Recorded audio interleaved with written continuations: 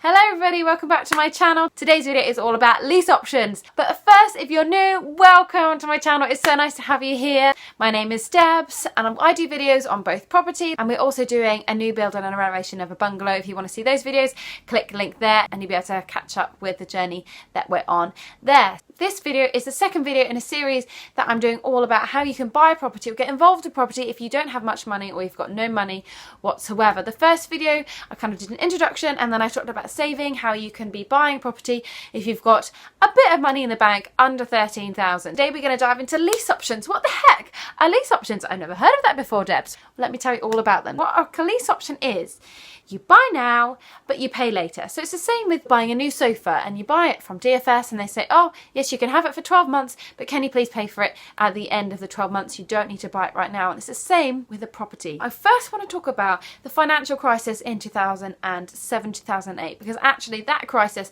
is really the reason why lease options are actually so powerful now, and why they can be a win-win for both you being able to have access to a property without you putting any of your own money down, but why people would want to do this deal in the first place. If you don't know anything about the financial crash, I was 18 when it was all happening. I had no idea what was going on. If you want to learn a bit more, have a watch of a film called The Big Short. It's really helpful to give you like an overview of what was happening. So in the financial crisis, house prices were going up at a crazy rate. People were buying a house, holding onto it for 3 months or so and selling it and making a massive profit. Houses were going up that fast. Mortgages were so easily accessible. People were able to get 100% mortgages, some of them even 110%. So they could lend that much on the house because they believed the house would be going up in value, and therefore they would still have a financially secure asset. But what ended up happening, there was a big crash. House prices plummeted.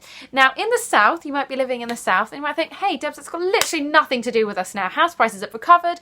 That's great. And actually that's true. Property prices are now higher than they were than at the peak of the boom in 2007, but they're not increasing at the same rate. So the south of England is great, but as you go further north in the country, those house prices haven't recovered in the same way. Now you look at places like Manchester, Leeds, the busy city centres, you've got some really thriving cities, those house prices are going to be going up, but in the kind of outskirts and as you go further north, the house prices haven't recovered in the same way. I'm going to show you a graph now. So if you imagine the house prices are going up like this, up and up and up, and that is the boom, and then this is really big crash and house prices plummet right down here, okay? And then in the south of England, the house prices have steadily risen, and now they're higher than where they were before the crash happened. But as you keep going further north, house prices haven't actually hit that much. It's still kind of on the incline, and they've not hit the high point of where the house prices were before the crash. So I'm going to move over and we're going to look at an example of how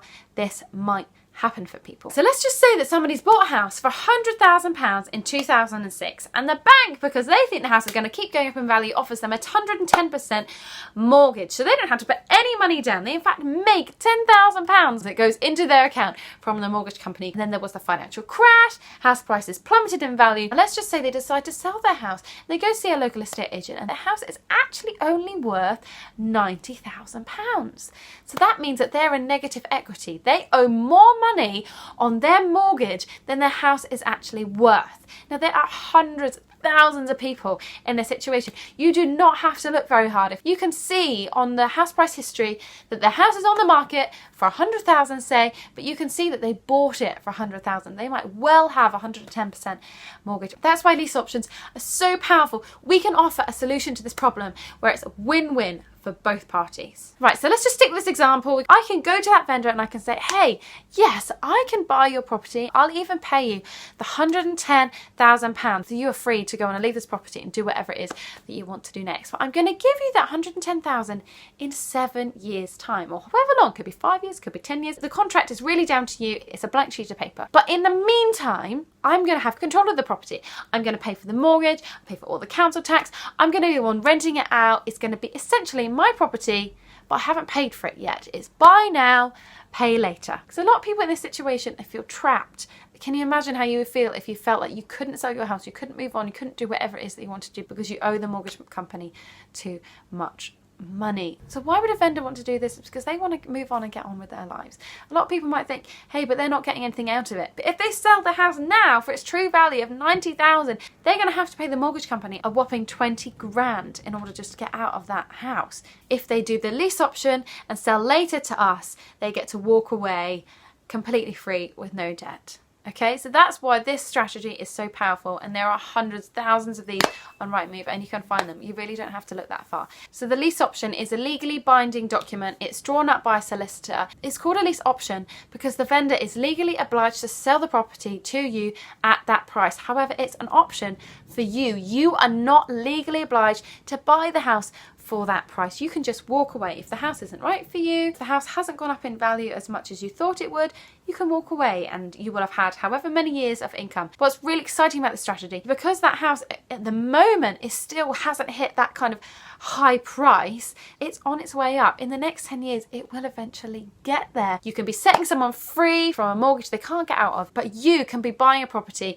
in 7 years' time. It's actually very, very, very good value. Perhaps those houses will be worth 150 by that point. That's why this strategy is really exciting. It's win-win for both parties, and you can potentially make a lot of money in the process. So that's lease options. Next video is all going to be about rent to rent and all about that. Thank you so much for watching this video. It's been so great having you with us. If you've enjoyed the video, please hit subscribe, hit the bell for notifications to kind of follow us along. See you very soon. All right, bye.